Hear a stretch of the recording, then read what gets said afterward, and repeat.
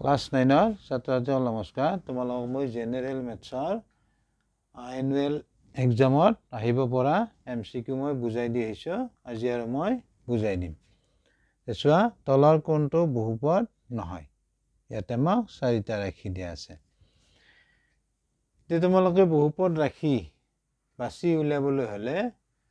তোমালোকে জানিব লাগিব বীজগণিতীয় ৰাখি তে চোৱা বীজগণিতীয় ৰাখি ধ্ৰুৱক বা চলক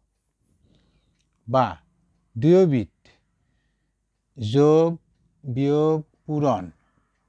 হৰণ বা বৰ্গমূল চিনৰ দ্বাৰা সংযুক্ত হৈ গঠিত হোৱা ৰাশিবোৰক বীজগণিতীয় ৰাশি বোলে তাৰ পিছত আৰু চোৱা ইয়াতে আমাৰ দুটা পদ চলক ধ্ৰুৱক আৰু চলক এই দুটা পদ আছে ধ্ৰুৱক পদ হ'ল যাৰ মানৰ কোনো পৰিৱৰ্তন নহয় যেনে আমাৰ সংখ্যাবোৰক আমি যিকোনো সংখ্যাকে আমি ধ্ৰুৱক পদ হিচাপে ব্যৱহাৰ কৰোঁ যেনে 2টো এটা ধ্ৰুৱক তেনেকৈ 3টো এটা ধ্ৰুৱক √2 এটা ধ্ৰুৱক আমি সংখ্যাবোৰক ধ্ৰুৱক হিচাপে ব্যৱহাৰ কৰোঁ যাৰ মানৰ কোনো পৰিৱৰ্তন নহয় একে থাকে সেইবোৰক আমি ধ্ৰুৱক পদ বুলি কওঁ তাৰ পিছত চোৱা চলক আমি বৰ্ণমালাৰ x y z এই বৰ্ণবোৰক আমি চলক হিচাপে ব্যৱহাৰ কৰোঁ আমি এনেদৰে ক'ব পাৰোঁ যিবোৰ বৰ্ণ বা আখৰে বিভিন্ন মান গ্ৰহণ কৰে সেইবোৰক আমি চলক বুলি কওঁ এতিয়া চোৱা ধ্ৰুৱক বা চলক বা দুয়োবিধ যোগ বিয়োগ পূৰণ হৰণ বা বৰ্গমূল চিনৰ দ্বাৰাই সংযুক্ত হৈ গঠিত হোৱা ৰাশিবোৰক বীজগণিতীয় ৰাশি বোলে যেনে x + 4 x টো চলক 4টো ধ্ৰুৱক তেনেকৈ √y + 3 তাৰপিছত √x + √2 তাৰপিছত x + y / x - y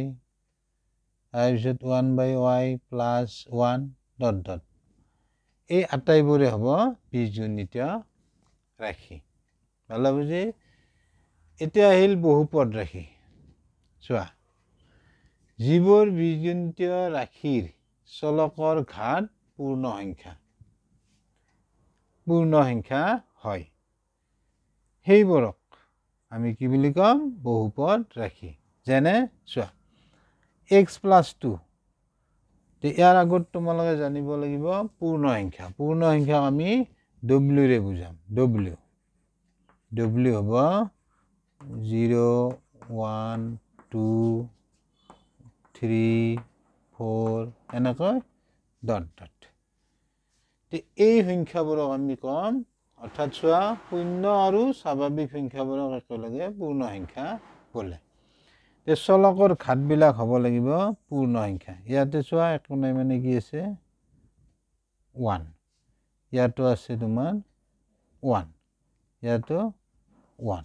নাইবা আৰু তুমি লিখিব পাৰিবা এনেকৈ 2x² + 5 ইয়াতে চোৱা ঘাত 2 আছে ইয়াতে ঘাত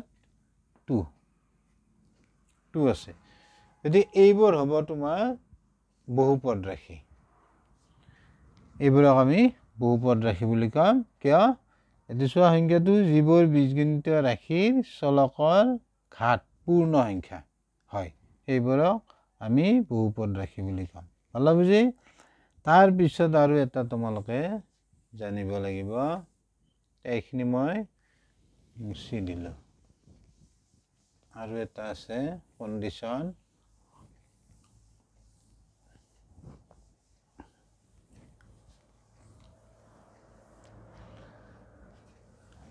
চাবা চলকত যদি বৰ্গমূল নাইবা হৰণ চিন সংযুক্ত থাকে তেতিয়া সেইবোৰ বীজগণিতীয় ৰাশি বহুপদ ৰাশি নহয় যেনে চোৱা √x + 5 ইয়াতে চোৱা চলকত বৰ্গমূল চিন আছে গতিকে এইটো বহুপদ ৰাশি নহয় ই বীজগণিতীয় ৰাশি হ'ব কিন্তু বহুপদ ৰাশি নহয় তেনেকৈ চোৱা 1/y + 2 সেইটো চোৱা হৰণ প্ৰক্ৰিয়া আছে ইয়াত গতিকে ইও বহুপদ ৰাশি নহয় অলপ বুজি তেনেকৈ x + y x - y এইটো বহুপদ ৰাশি নহয় হৰণ প্ৰক্ৰিয়া আছে x + y হৰণ x - y এইটো নহয় এবালা বুজি চলকত যদি বৰ্গমূল চিন থাকে আৰু চলকৰ মাজত যদি তোমাৰ হৰণ প্ৰক্ৰিয়া থাকে তেতিয়া সেইবোৰো বহুপদ ৰাশি নহয় তেতিয়া চোৱা অপচন এ চোৱা ইয়াতে চলকত বৰ্গমূল চিন আছে চলকত চোৱা √y + 2 চলকত বৰ্গমূল চিন থাকিলে সি বহুপদ ৰাশি নহয় গতিকে অপচন এটো আমাৰ শুদ্ধ নেক্সট বাকি কেইটা চাওঁ বি অপচনৰ আছে চোৱা y² + √2 এইটো বহুপদ ৰাশি হ'ব চলকত চোৱা ঘাত 2 আছে গতিকে 2টো এটা পূৰ্ণ সংখ্যা আৰু ইফালে তোমাৰ ধ্ৰুৱক কনষ্টেন্ট নাম্বাৰ আছে √2 এইটো এটা সংখ্যাবোৰক আমি ধ্ৰুৱক পদ হিচাপে ব্যৱহাৰ কৰোঁ ই হ'ব ধ্ৰুৱক বহুপদ গতিকে এইটো এটা বহুপদ ৰাশি হ'ব নেক্সট 2 চি অপচন চি আছে